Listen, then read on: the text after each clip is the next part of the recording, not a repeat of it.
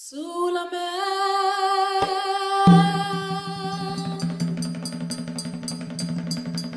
moins tant de tirer.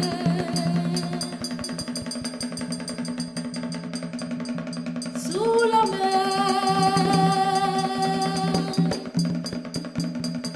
moins tant de tirer.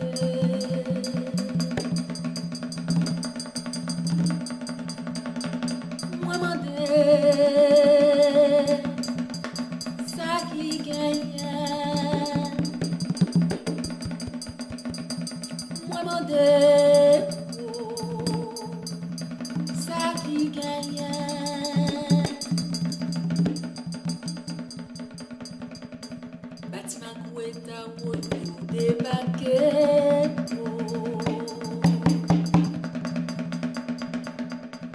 Bâtiment coquille en mer débarqué, Zili balado, Macouel la traité.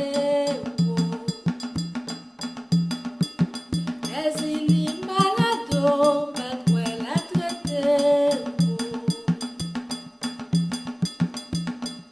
Sous la mer, moins tant de tirer.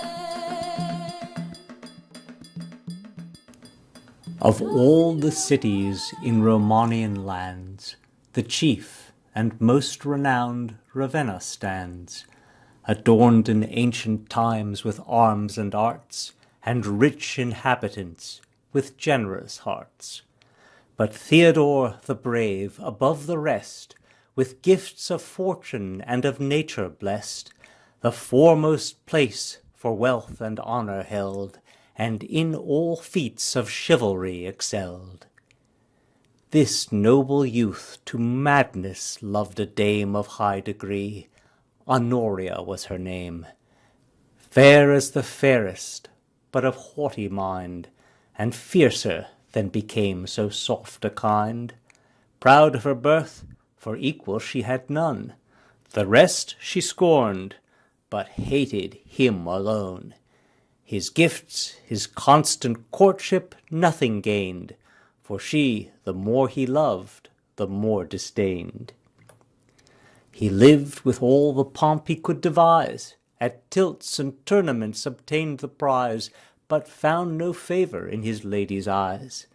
Relentless as a rock, the lofty maid turned all to poison that he did or said. Nor prayers, nor tears, nor offered vows could move. The work went backward, and the more he strove to advance his suit, the farther from her love. Wearied at length, and wanting remedy, he doubted oft, and oft resolved to die. But pride stood ready to prevent the blow, for who would die to gratify a foe?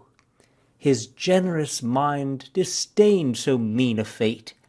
That past, his next endeavour was to hate. But vainer that relief than all the rest, the less he hoped, with more desire possessed. Love stood the siege, and would not yield his breast. Change was the next, but change deceived his care. He sought a fair, but found none so fair. He would have worn her out by slow degrees, as men by fasting starve untamed disease. But present love required a present ease. Looking, he feeds alone his famished eyes, feeds lingering death, but looking not, he dies. Yet still he chose the longest way to fate, wasting at once his life and his estate. His friends beheld and pitied him in vain, for what advice can ease a lover's pain? Absence, the best expedient they could find, might save the fortune, if not cure the mind. This means they long proposed, but little gained, yet after much pursuit, at length obtained. Hard you might think it was to give consent, but struggling with his own desires, he went. With large expense and with a pompous train, provided as to visit France or Spain, or for some distant voyage o'er the main. But love had clipped his wings, and cut him short, confined within the purlieus of his court. 3 miles he went, nor farther could retreat. His travels ended at his country seat. To Cassis, pleasing plains, he took his way, there pitched his tents, and there resolved to stay. The spring was in the prime, the neighbouring grove supplied with birds, the choristers of love, music unbought that ministered delight to morning walks and lulled his cares by night. There he discharged his friends, but not the expense of frequent treats and proud magnificence. He lived as kings retire, though more at large from public business, yet with equal charge, with house and heart still open to receive. As well content as love would give him leave, he would have lived more free, but many a guest who could forsake the friend pursued the feast. It happed one morning, as his fancy led, before his usual hour, he left his bed to walk within a lonely lawn that stood on every side surrounded by the wood. Alone he walked, to please his pensive mind, and sought the deepest solitude to find. 'Twas in a grove of spreading pines he strayed. The winds within the quivering branches played, and dancing trees a mournful music made. The place itself was suiting to his care, uncouth and salvage as the cruel fair. He wandered on, unknowing where he went, lost in the wood, and all on love intent. The day already half his race had run, and summoned him to do repast at noon, but love could feel no hunger but his own. While listening to the murmuring leaves he stood, more than a mile immersed within the wood.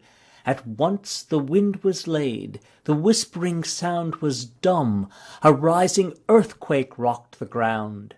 With deeper brown the grove was overspread, a sudden horror seized his giddy head, and his ears tinkled, and his colour fled.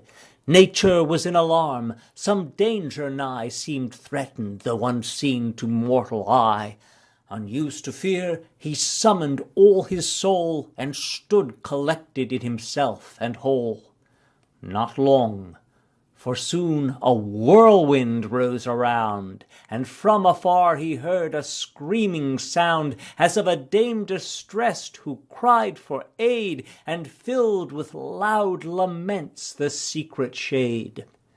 A thicket close beside the grove there stood, with briers and brambles choked and dwarfish wood. From thence the noise, which now approaching near, with more distinguished notes invades his ear. He raised his head, and saw a beauteous maid, with hair dishevelled, issuing through the shade, stripped of her clothes, and e'en those parts revealed, which modest nature keeps from sight concealed. Her face, her hands, her naked limbs were torn, with passing through the brakes and prickly thorn. 2 mastiffs gaunt and grim her flight pursued, and off their fastened fangs in blood imbrued. Off they came up, and pinched her tender side. Mercy, O mercy, heaven, she ran and cried. When heaven was named, they loosed their hold again. Then sprung she forth, they followed her amain. Not far behind, a knight of swarthy face, high on a coal-black steed, pursued the chase.